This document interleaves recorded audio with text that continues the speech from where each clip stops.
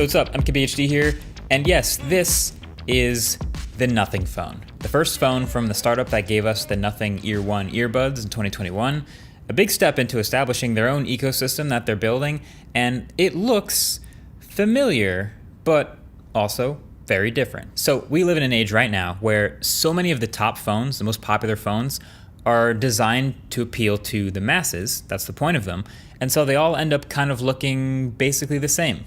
All very similar. You know, big screen up on the front, a couple cameras on the back, a couple pale colors, nothing too crazy, just a glass slab. So if a startup were to come along and make another average phone, it would probably fit in pretty nice, but there wouldn't really be any reason to switch to it, to buy that one. So what Nothing has done is they've made a pretty unique looking phone that also happens to have a bunch of cool features surrounding that unique look. I think it's pretty sick. Now this phone isn't out yet, FYI. It's coming around July 12th, so definitely get subscribed to make sure you see the full review of the entire phone and everything about it when it does come out. But until then, what I am allowed to show you now is the back of the phone. So the Ear One earbuds that came from them last year played off of this transparency theme. Not fully transparent, but definitely with some clear plastic bits that look cool and then reveal some shielding inside that's strategically placed and painted to look sweet.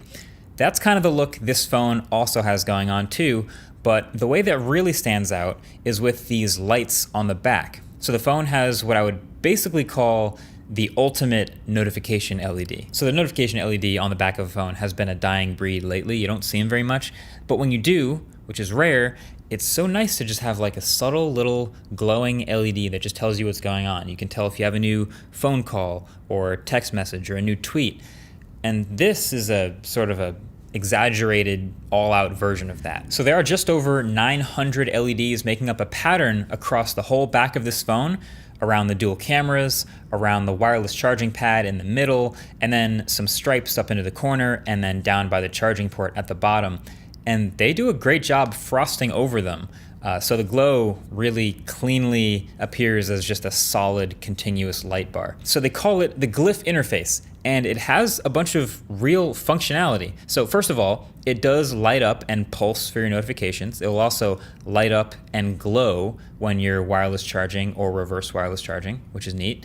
But there's also a feature where when you plug into USB-C to charge, it lights up that bottom bar and then acts as a progress bar indicator. And of course, you wouldn't want that to stay lit up all the time, so it turns off. But anytime you want to check on it, all you got to do is just wiggle the phone a little bit and it lights up again so you can see how far you've gotten. That is dope. The entire Glyph interface can light up at once as a fill light for the cameras.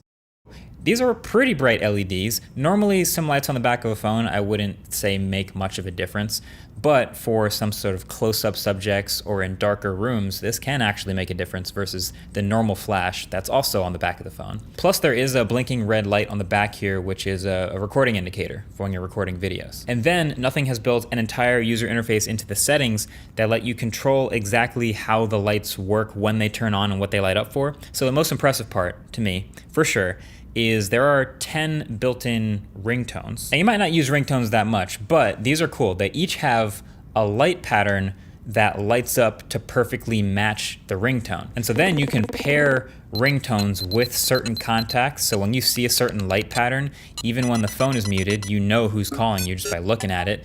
And on launch, you'll be able to have different light patterns for notifications from different apps too.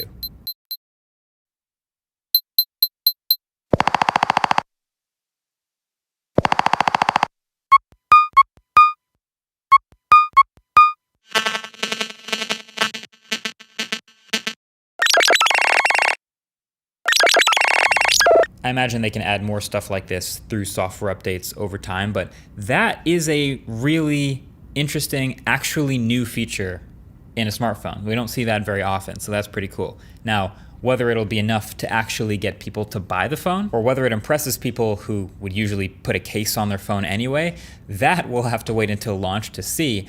But I think it looks pretty sick. Honestly, it looks like a movie prop in my hand in certain environments.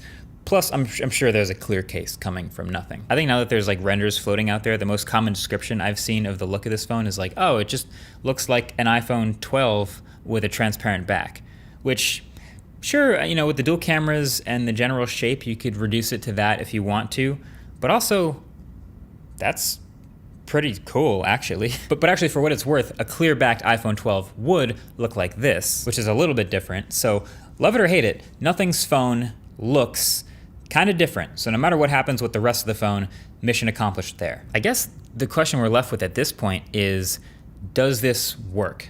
Like, is this different enough looking to actually work? Are people gonna buy it? Are they gonna wanna actually switch to this slightly different looking phone over this safe bet? And I guess the answer really is, it's a real strategy. Like, look at these 3 phones. There's a Naruto phone, a League of Legends phone, a Dragon Ball Z phone, all super unique, deep collaborations with custom packaging, custom designs, wallpapers, icon packs, the whole thing. They go the extra mile. So this strategy of standing out with a cool features or sweet design is very intentionally to steal away a small amount of the most loyal customers. It's literally a customer acquisition cost. And maybe if the first run is successful enough, then they can make a slightly more broadly appealing, slightly better phone overall that sells more. And if that one works, then they can make an even more broadly appealing phone that sells even more. And then even more broadly appealing, and even more, until you've made a very broadly appealing phone that sells the most, but that feels like it abandoned your original fan base. Sound familiar? Either way, this phone is definitely super different. I think the lights are pretty cool, but we'll have to see how it goes. Something to keep an eye on.